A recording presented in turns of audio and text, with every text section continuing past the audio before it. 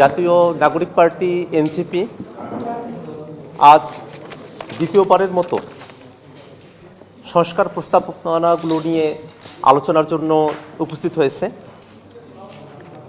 আমরা বারংবার বলে এসেছি যে বাংলাদেশ গত 50 বছরে যে শাসন কাঠামোর মধ্য দিয়ে পরিচালিত হয়েছে এবং বাংলাদেশের যে রাষ্ট্র কাঠামো, সেই রাষ্ট্র কাঠামোর মধ্যে স্বৈরতান্ত্রিক যে উপাদানগুলো থেকে গেছে, যে ফেসিবাদী উপাদানগুলো থেকে গেছে, তার কারণেই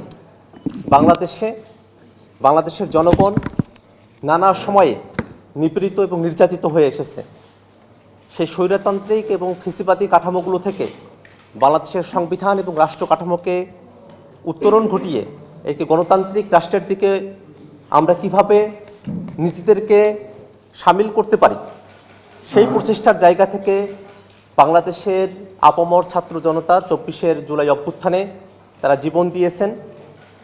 তাদের জীবন দেওয়া, তাদের শাহাদাত বরণ করা যেন সার্থক হয়, বাংলাদেশ যেন অতীতের মতো ফেসিবাদী এবং স্বৈরতান্ত্রিক শাসন কাঠামোর মধ্যে না থেকে গণতান্ত্রিক উত্তরণের পথে নিজেদেরকে সামিল করতে পারে, সেই জায়গায় জাতীয় নাগরিক পার্টি এনসিপির পক্ষ থেকে মৌলিক সংস্কারের কিছু প্রস্তাবনা আমরা আজকে হাজির করেছি।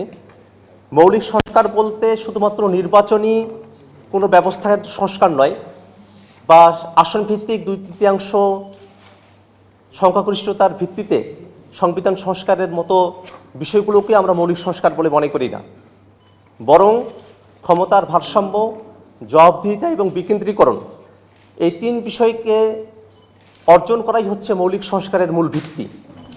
সেই মৌলিক সংস্কারের মূল ভিত্তিগুলোকে যদি আমরা অর্জন করতে চাই, সেক্ষেত্রে সাংবিধানিক এবং রাষ্ট্রীয় যে কাঠামো আছে সেখানে কিভাবে স্বৈরতান্ত্রিক এবং ফেসিবাদী যে উপাদানগুলো আছে সেগুলো থেকে আমরা মুক্ত হতে পারি, একই সাথে আমাদের সাংবিধানিক যে পদগুলো আছে সেগুলোতে নিয়োগের ক্ষেত্রে দলীয়করণের বাইরে এসে কিভাবে জাতীয় স্বার্থকে আমরা প্রতিফলিত করতে পারি, একই সাথে আমাদের বিচার বিভাগকে কিভাবে রাজনীতির মুক্ত করে সত্যিকার অর্থে ন্যায় বিচারের প্রতীক হিসাবে হাজির করা যায়, এই প্রত্যেকটা বিষয়কেই মৌলিক সংস্কারের অন্তর্ভুক্ত বলে আমরা মনে করি।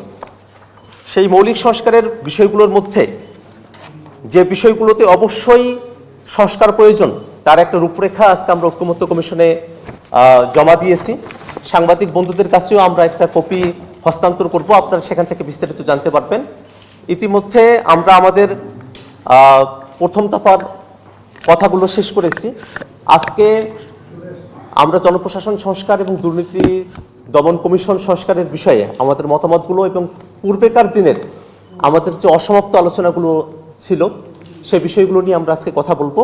আজকে আপনারা যারা এখানে উপস্থিত হয়েছেন এবং ঐক্যমত্য কমিশনের যারা নিরলসভাবে পরিশ্রম করছেন, তাদের সকলকে জাতীয় নাগরিক পার্টি এনসিপির পক্ষ থেকে আবারও ধন্যবাদ জানিয়ে আমি আমার সংক্ষিপ্ত বক্তব্য এখানে শেষ করছি। ধন্যবাদ সকলকে। থেকেছে 2-1টি বিষয়ে, বিশেষত 2-1টি সংস্কার কমিশনের রিপোর্ট আলোচিত হয়নি। সেদিন আমরা আশা করছি যে আজকের আলোচনায় সেগুলোতে আমরা অগ্রগতি অর্জন করতে পারবো এবং সম্ভবত আজকের আলোচনার মধ্য দিয়ে প্রাথমিক পর্যায়ে এনসিপির সাথে আলোচনায় একটা সমাপ্তি টানা যাবে। যেটা আমরা আগেও বলেছি সেটা হচ্ছে প্রাথমিক পর্যায়ে আমরা চেষ্টা করছি 15ই মের মধ্যে প্রাথমিক পর্যায়ে সমস্ত রাজনৈতিক দলগুলোর সাথে আলোচনা শেষ করে দ্বিতীয় পর্যায়ের দিকে অগ্রসর হওয়ার। সেদিক থেকে আজকের আলোচনার আমাদের পক্ষ থেকে অর্থাৎ জাতীয় ঐক্যমত্য কমিশনের পক্ষ থেকে প্রস্তাবগুলোর পাশাপাশি আপনারা জাতীয় নাগরিক পার্টির পক্ষ থেকে যে সমস্ত মৌলিক সংস্কারের রূপরেখা দিয়েছেন সেটা জাতীয় ঐক্যমত্য কমিশনের পক্ষ থেকে আমরা গ্রহণ করলাম। এটি পর্যালোচনা করার মধ্য দিয়ে দ্বিতীয় পর্যায়ের আলোচনায় এর একটি প্রতিফলন থাকবে বলে আমরা মনে করি, আমরা আশা করি। আলোচনার ক্ষেত্রে আমরা যেটা বারবার বলেছি, আলোচনা আনুষ্ঠানিক অনানুষ্ঠানিক বিভিন্নভাবে অগ্রসর হচ্ছে এবং তার মধ্য দিয়ে আমরা চেষ্টা করছি একটি জাতীয় সনদ তৈরি করতে, যার লক্ষ্য হচ্ছে ভবিষ্যতে বাংলাদেশের একটি গণতান্ত্রিক রাষ্ট্র প্রতিষ্ঠার একটা পথরেখা তৈরি করা।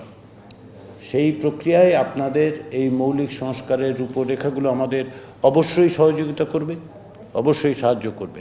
আমরা আশা করছি যে আজকের আলোচনার মধ্যে দিয়ে আরও অনেকটা পথ অগ্রসর হওয়া যাবে এবং আমরা এই পথরেখা ধরেই, এই পথ ধরেই দ্বিতীয় পর্যায়ের আলোচনাগুলোতে প্রবেশ করতে পারবো, যেটা আমরা আশা করছি যে 15ই মের পর দ্রুততার সঙ্গে সেই পর্যায়ে আমরা সূচনা করব। আবারও আমি জাতীয় নাগরিক পার্টির নেতৃবৃন্দকে স্বাগত জানাই। তারা আলোচনার জন্য উপস্থিত হয়েছেন, আমাদের আহ্বানে সাড়া দিয়েছেন। তারা তাদের পক্ষ থেকে একটি রূপরেখাও আমাদের কাছে উপস্থিত করেছেন। সেজন্য ধন্যবাদ। আশা করি আমরা আজকের আলোচনায় আরও অনেকটা পথ অগ্রসর হতে পারব। সবাইকে ধন্যবাদ।